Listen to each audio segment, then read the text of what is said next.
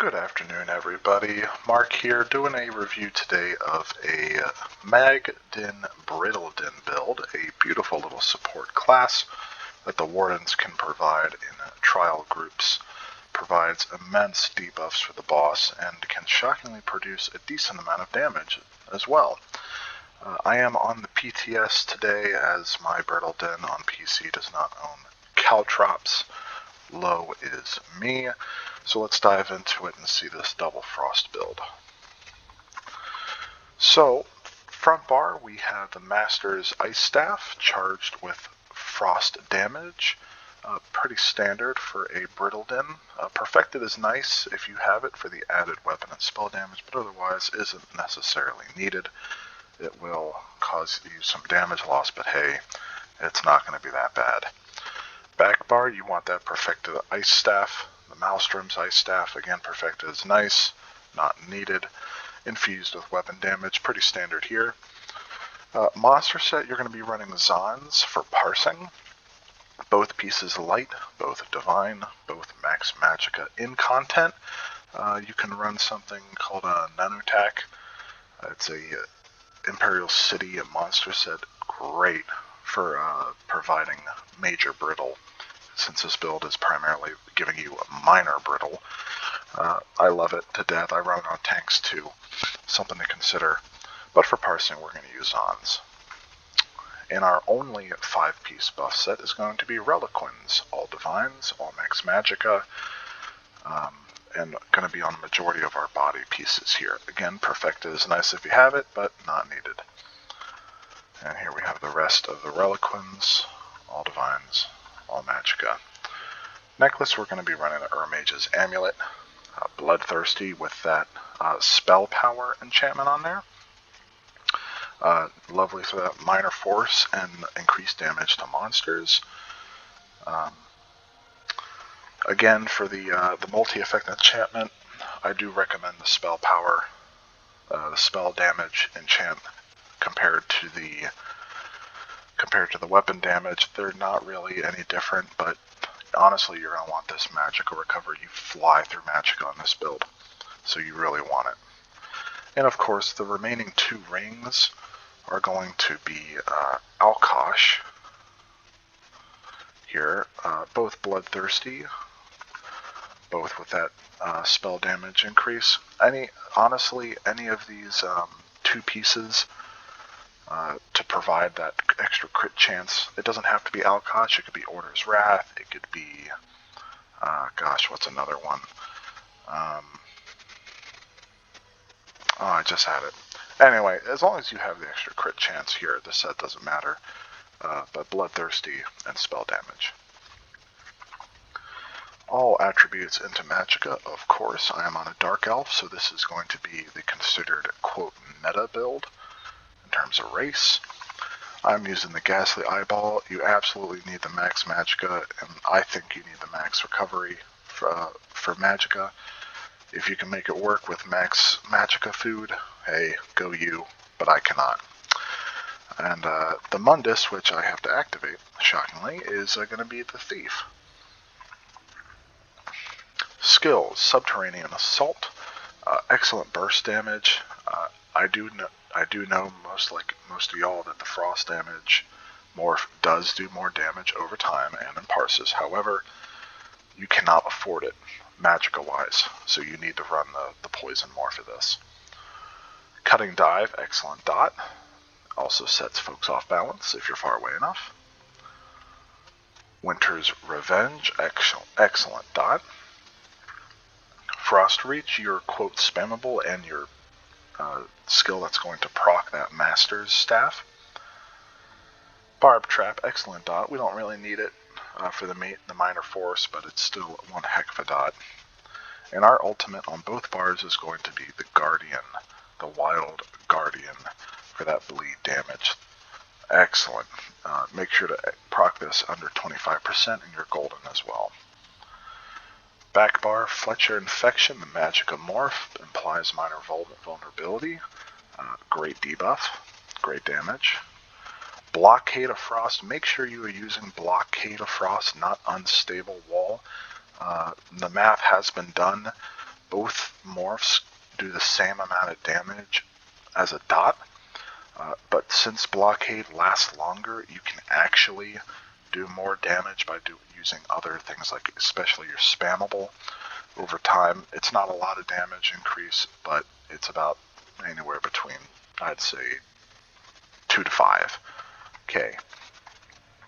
Anti-cavalry caltrops, great dot, especially great in trash fights.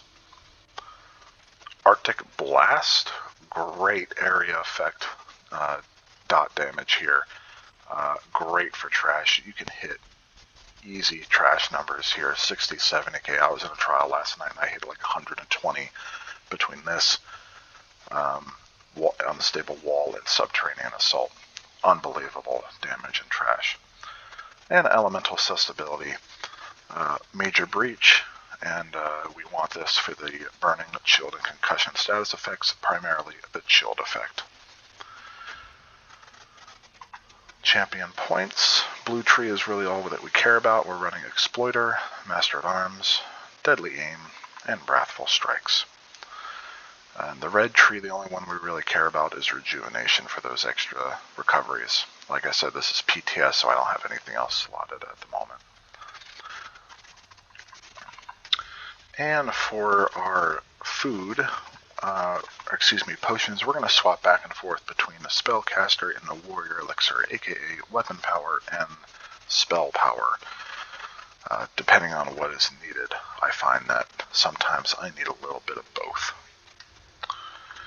Now, unfortunately, I have to activate the Thief, because for every single time I log off, it apparently decides to unequip itself. Alright, so the rotation here is pretty complex, I'm not going to lie. This is a very dot-heavy build, so you're going to find yourself continuously refreshing dots, and you're going to have to prioritize which ones you activate first. Flies is great for the minor vulnerability. Whorl is good to proc that weapon damage enchant on your back bar. Frost Reach every 4 seconds if you can. Use it so that you get that extra 600 weapon and spell damage uptimes. Barb Trap cast at 2 seconds down, as it takes a second and a half to prep. But otherwise, let's get into the rotation. We're going to start off with a Spell Power Potion. Hit the potion, Assault, Walk Up, Barb Trap, Back Bar, Whorl, Flies, Susceptibility, the remainder of back bar dots, front bar, Cutting Dive, we probably have to refresh Subterranean Assault at that point, Winter's Revenge, and we're in the thick of things, so let's see it. Potion, Assault, Trap, Whorl, Flies, Susceptibility, the other two, Subterranean, remaining front bar, and we're in it. Something to note is that when you are ready to use your ultimate, make sure that you are hitting your Frost Reach first, because you really want to make sure that your spell damage is up.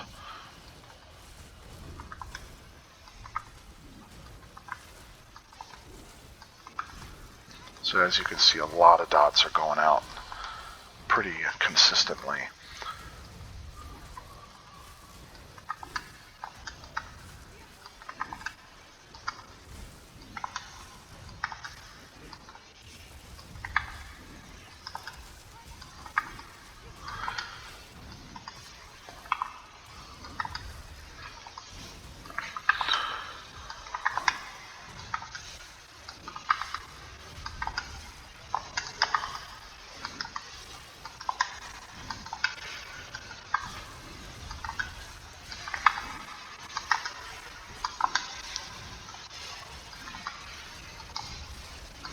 Make sure you don't go too fast with your light attack weaving, as it can highly affect your ability to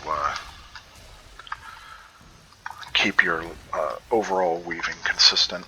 It'll drop you a good bit, something I deal with pretty consistently. Now our stamina is running a bit low, and I'm getting a little concerned. So what I'm going to do is I'm going to very casually swap over to a potion when I can, There we go. So the next time my potion is active, I'll be able to get some stam back. Now you're probably asking, well Mark, why don't I just run an extra magicka skill to counterbalance it? And I've tried that, and it does not work.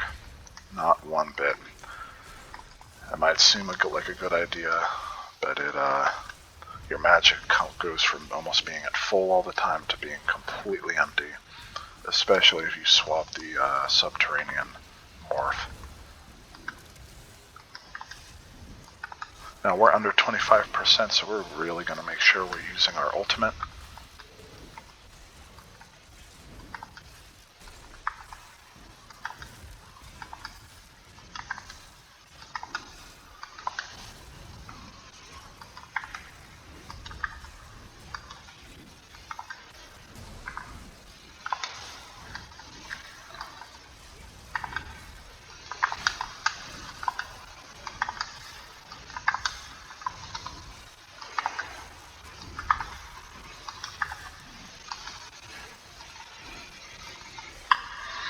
Alright, and we hit 111. Not too shabby. Everything considered, 111. Now, quick look at why we run the set armor pieces that we do. You can see here, once all my skills refresh out of the way, we hit our max crit damage is 127. Because of all the animal companion passives that we can look at here in a second that are on our front bar, the subterranean, cutting dive, and the guardian, between all that and all the medium pieces here, this is the perfect balance. 127 is the max that you can achieve in ESO, or what you should aim for in PvE content. Hence why we run 2 light pieces here in the monster sets. Depending on your group in the trial, if someone's running Tremor or someone's running any other skill or set, that especially the tanks running any crushing enchants, depending on how the group is stationed. If you have a Zen Kosh, it may tweak this, but it's very hard to see those comparisons in the trial in the moment. But as you can see, my weaving isn't the best in the West, but hey, I'm just a casual player. The closer you are to 0, the better. But again, 111, a lot of your damage coming from chill. And the minor, Minor Brittle, I had a 99% uptime. So that's pretty darn good. If your light attacks aren't up to par and you're a little concerned with running Reliquins, Whorl the Depths is a good substitute. I did try it. You will have to change up your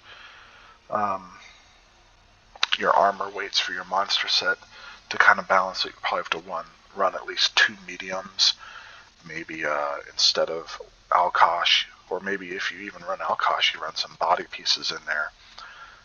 Move your Whorl of the Depths into the rings, kind of give you a little bit more crit damage, because if you run a light armor on the majority of your pieces, you're going to notice that this 127 is going to reduce down to about 115, 117.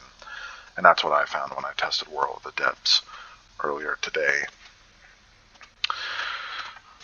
And just as promised, just to look at it, this advanced species passive is really nice for wardens, increasing that crit damage.